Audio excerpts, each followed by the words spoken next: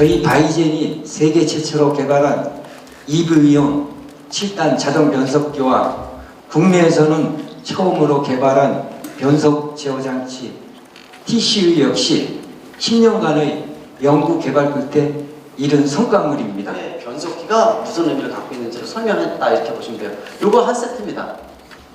풀로 파워트레인이죠. 묶어서 경박단소라는 말 제가 썼는데 가볍고 적게 만들 수가 있고 기존의 오토바이나 사이다 끼워주면 돼요. 차동기가 전에 끼워주면 됩니다. 통으로 설계를 다 해줄 수가 있어요. 그래서 인도네시아 같은 데는 1억 4천만 대라고 말씀드렸는데 기존의 내연기관 오토바이를 전기 오토바이로 바꾸려고 그러는데 바꾸는 건 충분히 가능합니다. 끼워주면 되는 거예요. 걔네가 설계해도 되고 아니면 우리가 설계해서 넣어줘도 되는 거죠. 이게 뭐냐면 여러분들 이튼 아시죠? 아까 말씀드렸죠. 우리가 세계적인 이 내연기관차 변속기 회사 하게 되면은 제텍, 독일의 제텍, 또 일본의 아이싱, 그죠? 그 다음에 대용량, 버스라든지 트럭 같은 저기 이튼입니다. 이튼, 대용량 변속기. 물론 내연기관차 변속기 회사였는데 10년 전부터 전기차 변속기가 나중에 게임 체인저급이 된다고 생각해서 이미 개발을 했던 기업입니다. 이게 뉴스에 나왔죠. 이튼이 올해 4단 변속기를 버스에다가 적용을 했더니 보시겠지만은 20에서 30% 효율이 개선됐다. 4단짜리가 공식적으로 발표를 했어요. 이거 내년부터 본격 적용하겠다고 한 게 이튼이. 최근에 들어와서는 적용하는 사례가 많이 늘어나니까 그런 얘기가 쏙 들어갔어. 저희는 입장에서는 굉장히 스타트업 입장에서 굉장히 중요하죠. 자, 그리고 예를 들어서 지금 EV 적용하는 포르쉐 타이칸 세계 최초로 후륜 쪽에다 2단 변속기 넣어서 특성이 완전히 고속에 틀려지죠. 앞에는 역시 이제 이 모터하고 감속기 써서 이렇게 진행을 하고 아우디 이트론 같은 그룹이다 보니까 포르쉐 타이칸이 입증되니까 이트론에다 넣었어요. 그래서 지금 진행되고 있고요. 그 다음에 뭐 밑에 킴코 하게 되면 세계적으로 오토바이 세계적으로 시장에 우리나라도 킴코 오토바이 굉장히 많죠. 내연기관이요. 전기 오토바이를 만들면서 킴코도 2단 변속기를 넣기 시작을 했어요. 양산형 넣기 시작. 2단입니다. 근데 우리 이제 오늘 발표하는 게 몇 단입니까? 7단이에요. 7단. 자, 이게 이제 이 7단을 넣는 방법에 대한 것들이에요. 이 파워트레인을 차동 기어형 저렇게 넣을 수도 있고 사실 처음에 개발할 때 인일용으로 했죠. 개발도 했었는데 인일을 하다 보니까 그림만 좋지. 자, 오토바이는요 일반 자동차와 틀리게 정비가 많아요. 그죠? 수명도 짧아요. 인일 방식으로 했더니 수리할 때 통째로 빼놓은 이게 굉장히 보통 일이 아닌 거예요. 그러다 보니까 이런 방법 저런 방법을 뭐 다 별의별 시행착오를 다 겪은 거죠. 시장에서 응용할 수 있고 바로 적용할 수 있는 방법으로 이렇게 나온 겁니다. 그래서 저렇게 적용하고 만약에 일반 자동차 같은 경우에는 밑에 같이 응용을 할 수가 있죠. 앞뒤 축에다가 파워트레인을 통째로 넣어서 제어를 하게 되면 아마 충분히 가능할 거고 이게 이제 마이크로 모빌리티부터 적용을 해서 일반 자동차까지 올라갈 수 있지 않을까 이렇게 보고 있습니다.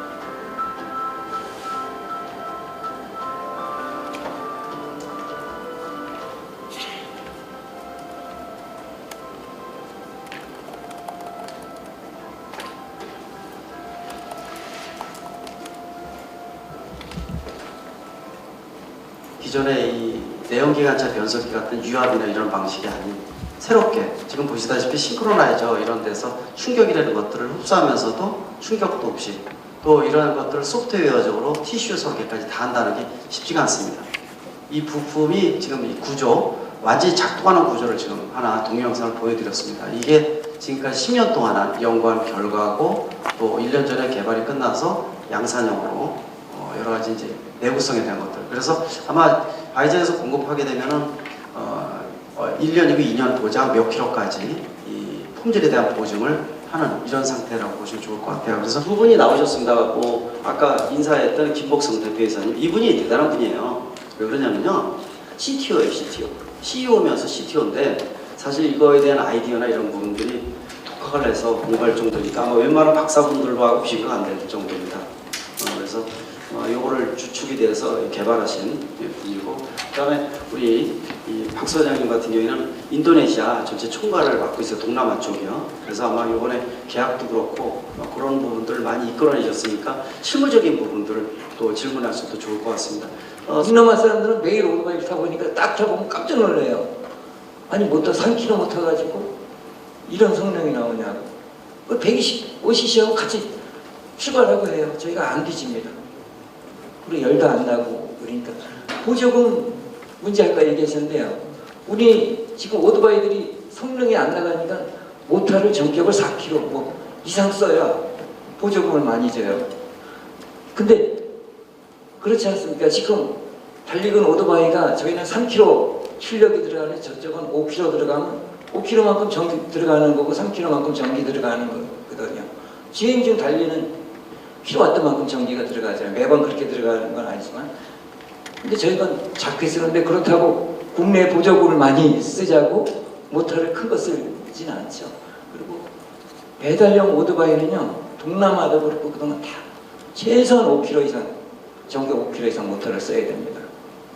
이게 연비 자체가 너무 차이 나고요. 가격도 너무 차이 날 수밖에 없어요. 지금 그 대림대학교 네. 미래자동차 학부에 근무하신 거죠? 네, 맞습니다. 우리나라의 그 자동차 문화 또 기술 등등에 그동안 어떤 기여를 하셨다고 자부하십니까?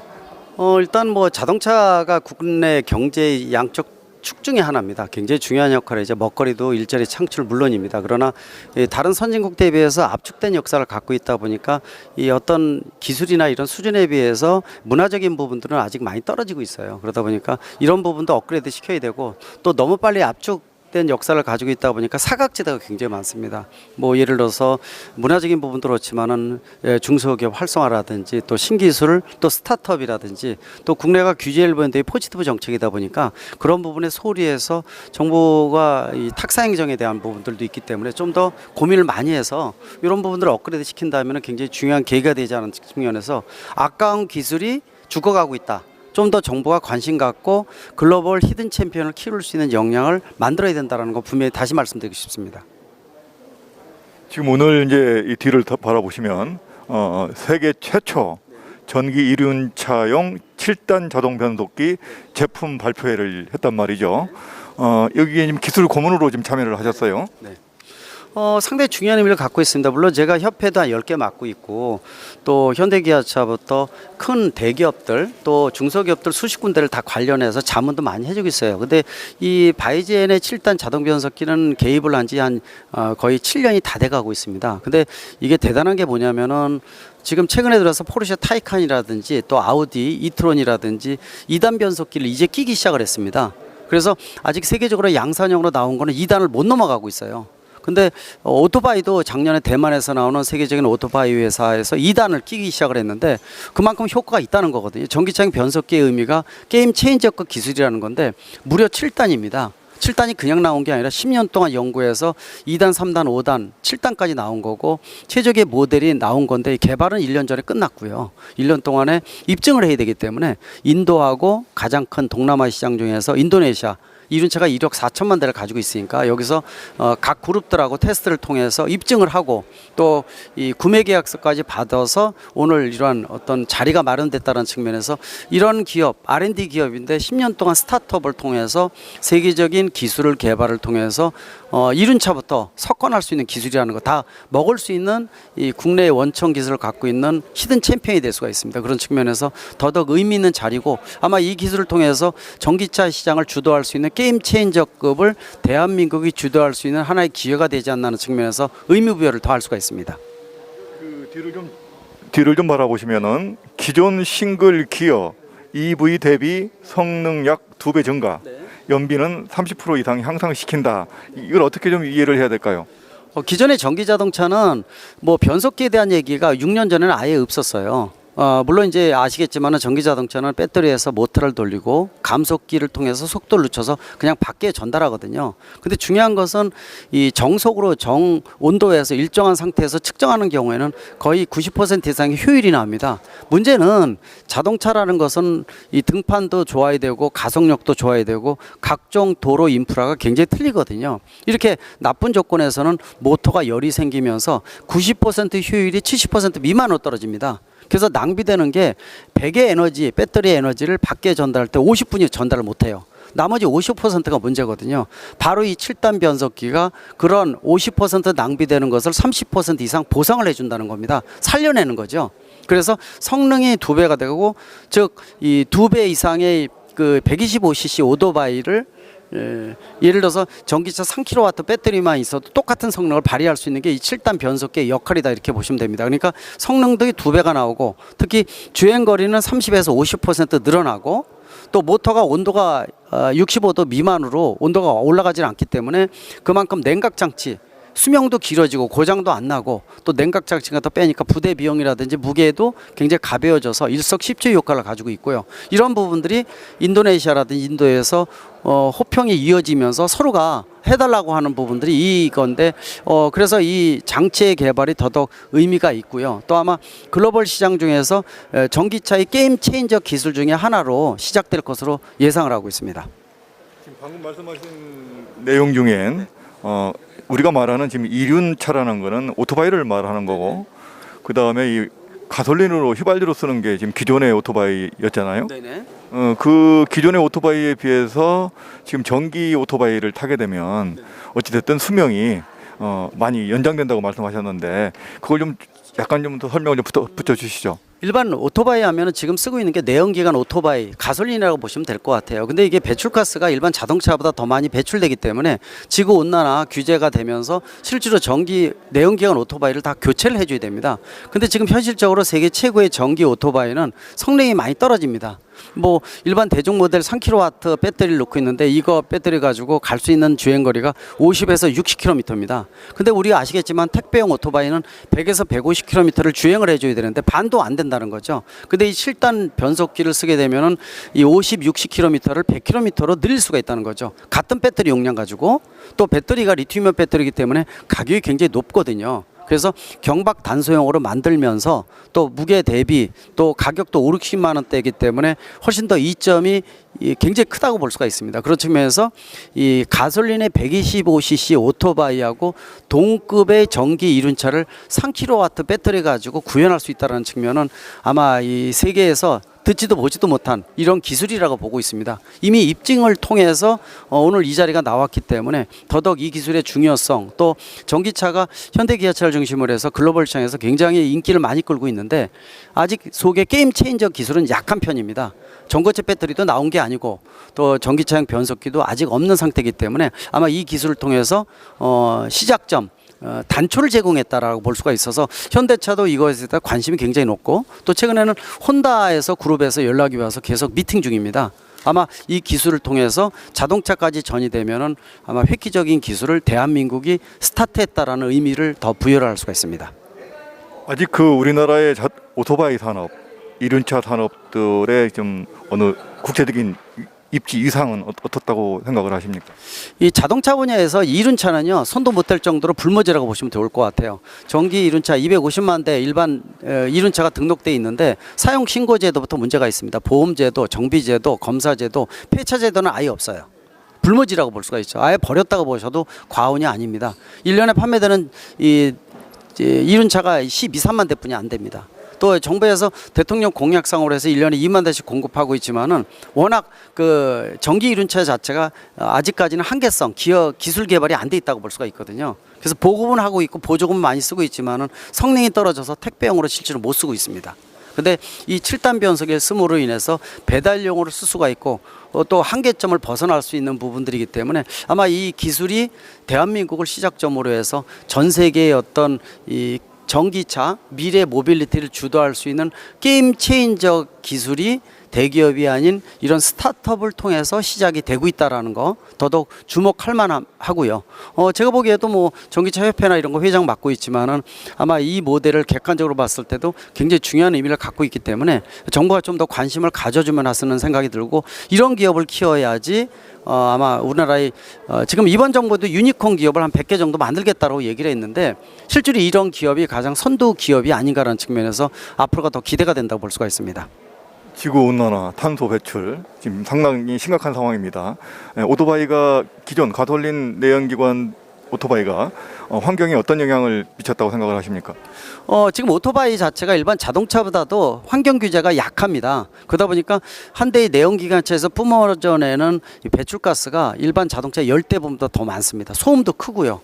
그래서 그것들이 지금 난리거든요. 아마 인도, 동남아시아, 중국 이런 시장은 말할 필요가 없어서 전기 이륜차로 바꿔야 되는 숙제를 안고 있습니다. 거기가 자가용이나 마찬가지라 볼 수가 있죠. 그런 측면에서 이륜차를 일반 내연기관 이륜차를 전기 이륜차로 바꾸는 부분들은 가장 중요한 숙제고요. 또 지구 온난화를 줄이고 또 우리가 탄소 제로 정책을 앞당기는 또 국가적인 부담 앞으로 탄소 거래 문화가 확산되면서 이게 다 돈이라고 볼 수가 있거든요. 그런 측면에서 이 시작점인 전기 오토바이를 좀 더 효율성 좋게 또 초격차 기술을 갖고 업그레이드 시키는 것은 시작점 측면에서 국가적인 차원에서도 또 경제적으로도 주도권을 질 수 있다는 측면에서 상당히 중요한 전파가 될 것으로 좀 보고 있고요. 아마 다른 대기업 중심의 제작사들도 이 기술에 대한 관심이 앞으로 높아질 것으로 보고 있어서 이런 어떤 세계를 주도할 수 있는 기술을 우리 대한민국의 스타트업이 끊어줬다는 거. 그 부분들은 제가 객관적으로 여기 기술고문도 맡고 있지만은 전기차 협회라든지 이런 공공성을 강조하는 측면에서도 더더욱 의미 있는 기술이라고 보고 있고요. 잘 됐으면 하는 생각이 듭니다. 예, 교수님 조남은 대한민국 국민이 정말 많이 알고 있지 않을까요? 글쎄요, 뭐 한 25년 이상을 이제 방송이라든지 정책이라든지 또 칼럼이나 뭐 MC를 보면서 다양하게 활동을 했습니다. 그래서 숨어 있는 사각지대라든지 문제가 있는 정책 개선도 해야 되고요. 또 아마 싫은 소리 제일 많이 하는 사람 중에 하나입니다. 현대기아차 자문해주고 있지만은 제일 경계되는 인물 하면은 저를 뽑고 있거든요. 그러나 현대기아가 우리나라 자동차 산업의 중심입니다. 잘 돼야 되거든요. 그래서 싫은 소리, 건전한 비판에 대한 것들 좀 보시면 좋을 것 같고 앞으로도 그런 소리를 제가 많이 낼 거고요. 또 이렇게 좋은 기업들은 소개를 통해서 좀 더 올릴 수 있는 역할이 되지 않을까라는 측면에서 글로벌 시장 을 주도할 수 있는 이런 스타트업이 앞으로 많이 나오게 되길 바라고 오늘은 그래서 비평보다도 좋은 시간이라 판단되고 있고요. 더더욱 의미 있는 시간이라고 보고 있습니다. 네, 대한민국 자동차 학문이라고 할 수 있을까요? 그렇죠. 맞습니다. 자동차 학. 네, 자동차 공학, 자동차 학 이렇게 얘기하셔야 되죠. 요새는 이제 미래 모빌리티, 또 모빌리티 융합, 또 뭐 예를 들어서 모빌리티라는 용어가 보편화되기 시작을 했거든요. 그래서 앞으로는 이제 UAM이라든지 도심의 항공 모빌리티죠. 또 로봇을 이용한 로보빌리티 이런 확산되는 부분들이 먹거리와 일자리 창출이 되기 때문에 이게 전기차 기반이라고 보시면 되고 이 기술이 그런데 모두 다 들어간다는 측면에서 앞으로 미래를 더 기대하셔도 좋을 것 같고 대한민국의 먹거리로서 더더욱 모빌리티가 중요한 역할을 할 것으로 분명히 말씀드릴 수가 있습니다. 네, 지금까지 그 대림대학교 미래자동차 학부 교수님이시고 대한민국 그 자동차 문화를 또 공학을 선도해 가시는 교수님과 자리를 함께 했는데요. 어쨌든 그 김필수 교수님의 어깨에 아무래도 대한민국 자동차 산업의 미래가 달려 있다고 생각을 합니다. 그건 과찬은 아니겠죠? 예, 과찬이십니다. 뭐 하여튼 열심히 해서 국내에서는 은둔의 고수들도 많고 굉장히 잘하시는 분들이 굉장히 많기 때문에 저도 이 숟가락 얹어서 그런데 일조한다면은 분명히 좋은 효과가 된다고 보고 있고 확신을 가지고 있습니다. 하여튼 열심히 하도록 하겠습니다. 네, 오늘 여기는 강남구에 있는 서울의 강남에 있습니다. 세텍 전시장이 있는데 여기에 컨벤션 센터더라고요. 예, 여기에서 진행된 세계 최초 전기 이륜차용 7단 자동 변속기 제품 발표에 함께하신 기술고문 김필수 교수님과 함께했습니다. 고맙습니다. 네, 고맙습니다. 네, 감사합니다.